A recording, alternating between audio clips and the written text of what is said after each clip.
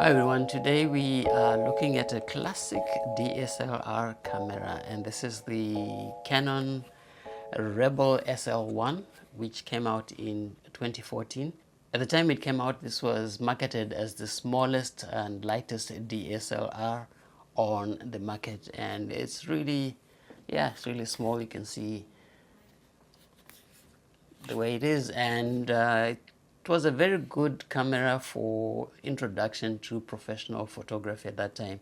So people who were moving from point and shoot and wanted to go into professional photography, this was a really good camera to use, and it was followed up in 2017 by the SL2. This line of cameras, the Rebel series, was very popular when they came out. So I took it out for a test drive just to see what kind of images I can get from it.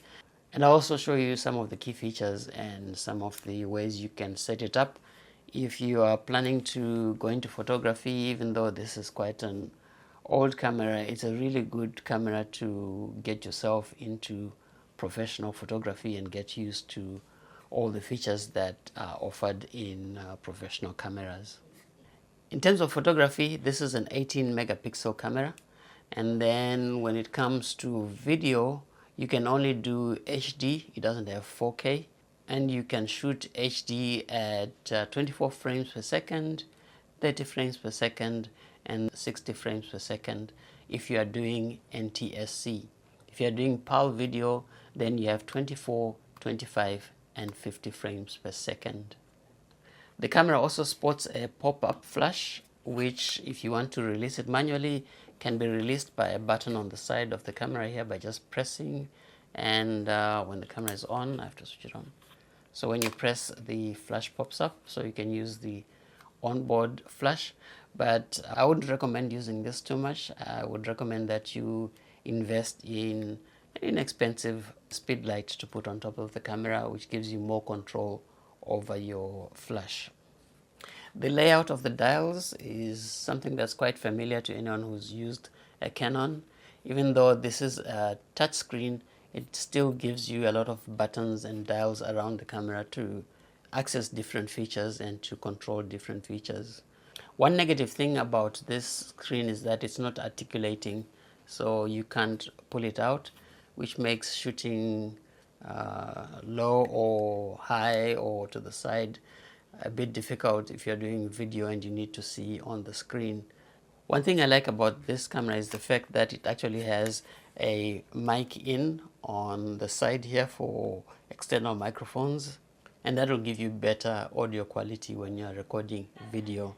The other three ports here are your remote control on the side, and then you have your AV out digital, and this is where you connect a proprietary micro USB cable to transfer data onto the computer from the camera, or to display SD video on older monitors that still use the RCA, red, yellow and white RCA cables.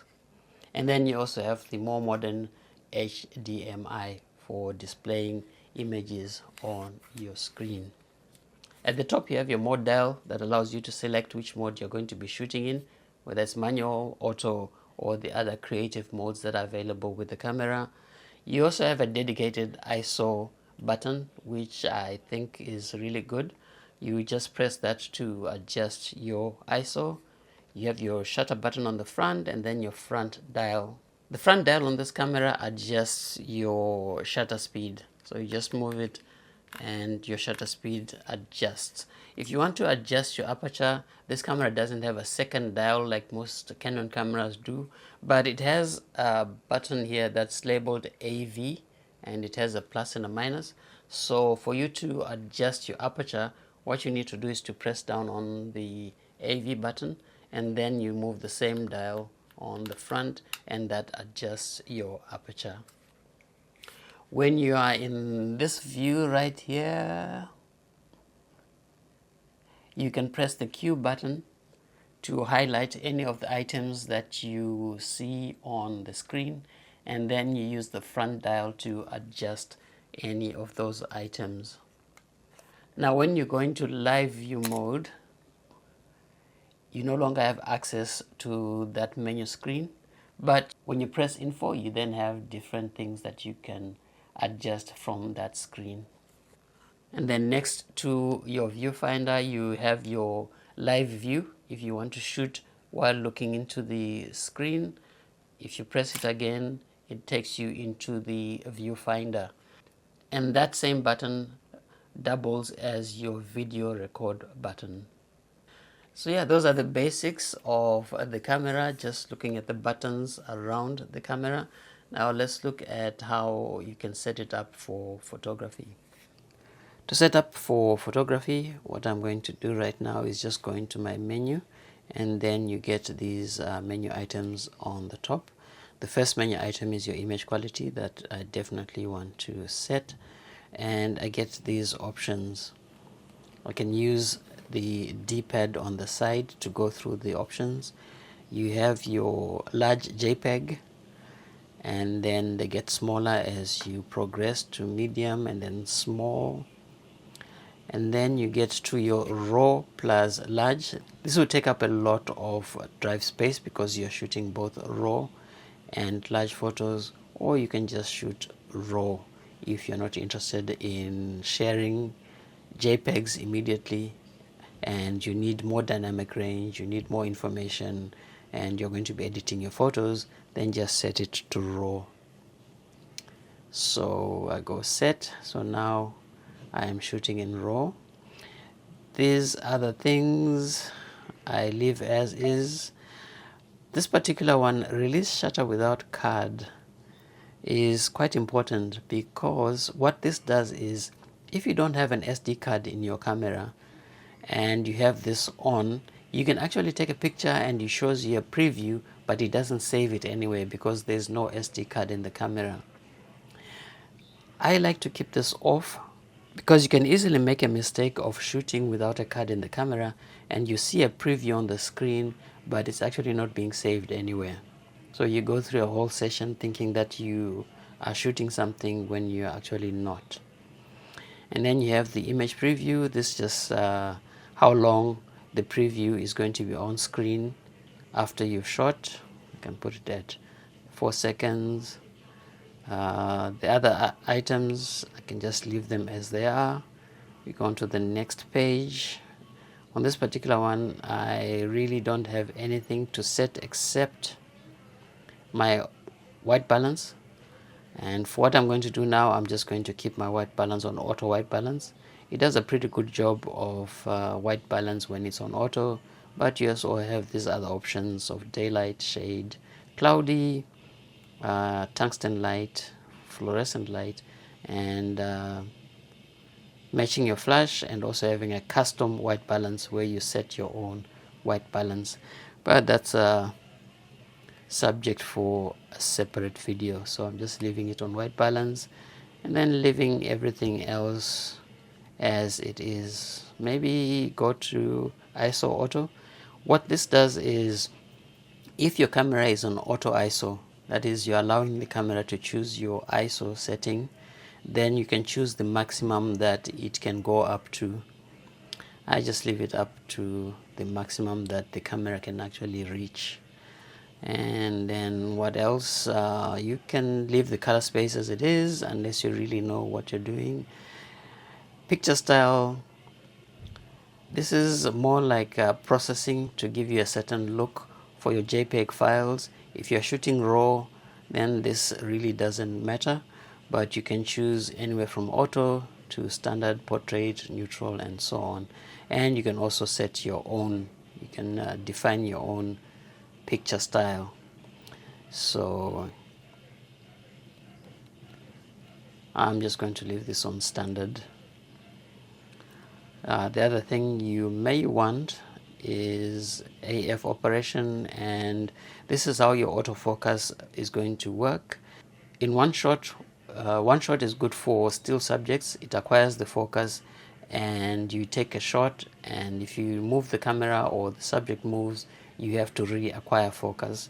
With these other two, the focus actually continually tries to keep up with a moving subject.